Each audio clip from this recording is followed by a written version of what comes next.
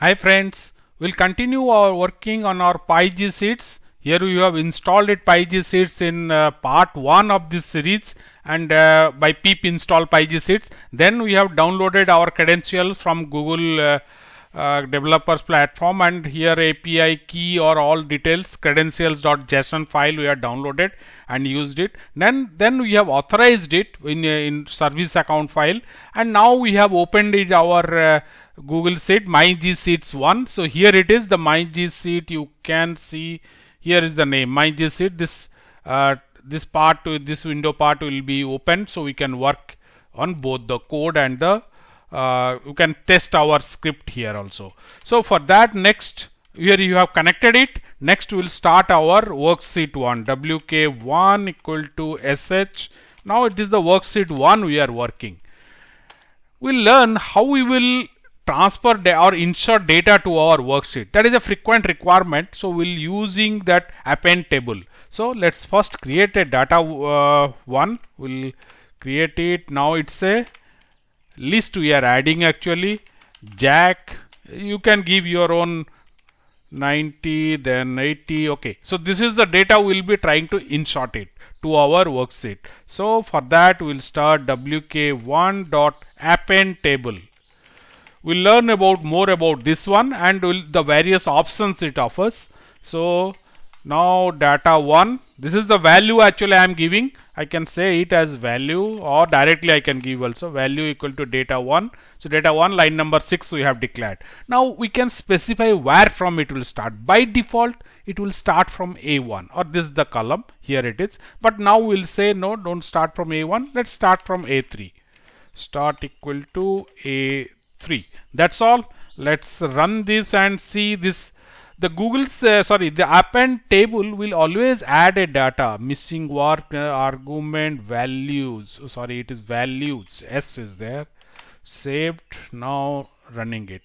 So this will add one row to it and add the data. Here you can see this 3 data has come. Jack 9080 has come at line number 3 because we have told it start from that value. As every time we will be updating data, so it is better to we add this clear screen, so all the rows are rows and columns are deleted, and resize here to 10 by 10. So these 2 lines we have added. Now let's create one list. I have just pasted it. So L1, it has 3 elements: Jack, 4, Ron and Geek. So this is the 3 elements we will try to add to our table. We'll comment this line first, then we'll add it without much of the options. So wk1, then append table. Now simple, we'll give values. Here values equal to L1. So let's save this and run. So you can see now this data, this list will be added here. Here it is, starting from A1. So now let's for that purpose, inserting, what you will do for data in L1. L1 is our list. So this data will be inserting. So what you will write is wk1 dot append table. Now what will be that data? Data is whatever in the loop will get it. So now start from where? Start equal to A2. There we are starting. Then end we can give. We are not giving anything, so we will write equal to none. Now we'll say dimension. Now the dimension option will add we can tell you add a row or a column. So I'll just go to the next line. We'll say dimension equal to rows. So by default it is rows, because next time we'll use columns, so I am writing it. Or if you don't write also, it will add a row only. Overwrite equal to false. Fine. So that's all. This will see, because every time I run it, this line will be deleted. So because that is the purpose where you are writing at line number 6. That is why we have kept it. Now let's run this and see. So this line will be deleted. It will be resized. Yeah, deleted now. Now that is, sorry, because this line we have to comment it. Now what has happened? This line has also executed where it is resize Jack L1. This particular line we should comment it. We don't want that line to work. So again, once again I am running, so I'll have these 3 records only, not the extra record. So you can see this list have 3 elements. All 3 elements are added here. Now we'll learn how we'll read data from a comma separated value file or CSV file and take the data to a Google Sheet. So for that purpose, we'll remove all those old this data, we'll comment it out. I'm removing this also, this line. Now we'll read a CSV file. You can create it or download a sample CSV file from the link given at the description. You can download it and use it, or by in Excel you can put some 3-4 rows of data and then save as CSV file. So first what I am doing, I am giving a path to it. Path equal to D. It is in my D drive I have stored it. So D my data. Now I am giving student CSV. This file also you can download or you create your own and change the path. In your case the path may be different where you have saved it. So that same path I am opening file object I am creating, this giving the open path. So path I am specifying here, the variable path here. Now I will just suppose this CSV file has a header file, because the column heads will be there, ID, name, roll number. This is a list of 35 records are there. So ID, name, class, mark are there. So if I don't want those things, so I can skip that by moving the file pointer to a new one, because the moment I open it, the file pointer remains at the first column. So I am writing that headings equal to now next FOB. I am just moving the file pointer. Right now I don't want, let's first see the data, so I am commenting it. Subsequently we'll experiment also that.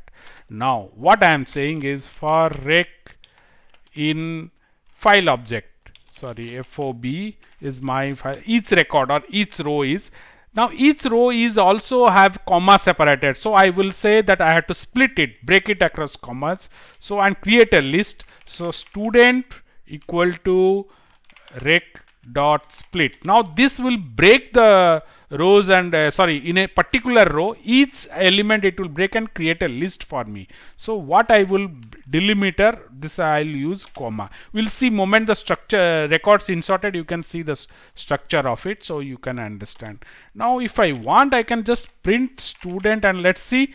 Once you run it, now this has nothing to do with Google Sheet, though it will connect it, but it will just print me the student records. So you can see, yeah, here it is. You can see there are 35 records are there. I can just scroll up a bit. Yeah. So starting from 1, 2, 3, 4. Okay. We'll see those things here. So these are up to 35. You can see I am just printing them inside the, each loop is one line. So 35 lines are there. Now I will, instead of printing, I'll just comment it out, and now I will try to insert it to worksheet. So wk1 dot append table. Now where from I'll start? Let's give a different. Earlier I think we have started from somewhere A2. Now let's give start from equal to, let's say, A1. Okay, if it is A1 we need not give. Let's, A1 is the by default, so we will not give anything. Now values equal to student, because student is my list. So student contains one row of data. I am saving this and running. You can see now here one by one there are 35. I could have reduced it. Fine. So it will continue up to 35 rows of data. So one by one it is inserting. Now in fact I can, and you see it is expanding also each time I am going. So it will expand and add one row and adding the records to the my Google Sheet. So 23, 25, 27, 28. So up to 35 it will go. I am just scrolling down, rolling my mouse. Okay, fine. So that's all. That all the records are added. Now suppose I don't want the, here you can see at the top ID, name, gender. This cell I don't want. What I can do is I can remove this. So what happens? Before pushing to the for loop, I am moving the pointer one step. So it will start from here.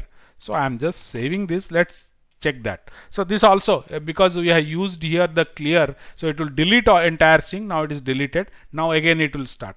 This time you can see our the first line or the first row ID, this thing is not there. That is because of this line 16 where I have commented it. Earlier I have commented, now I introduce. So the pointer has moved one step, and from the data it is starting. While reading a Excel file to a data frame, all this control we can have. There are options are available to skip the header and all. So that let's just see. Yeah, 35 records are taken to the Google Sheets. We'll move now to using a data frame. How we'll do that? Now we'll try to create a data frame and then push it to the worksheet by using set data frame.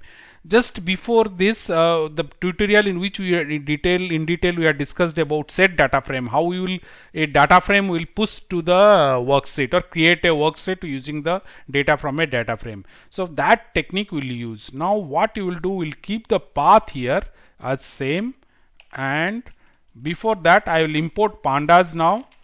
Import pandas as pd. So this is available now. Path is same, the same file, but this time what I did, I have deleted all this in my source file. Up to 5 records I kept it. It is taking more time, so I have up to 5 records. In once you download it, you will have 35 records.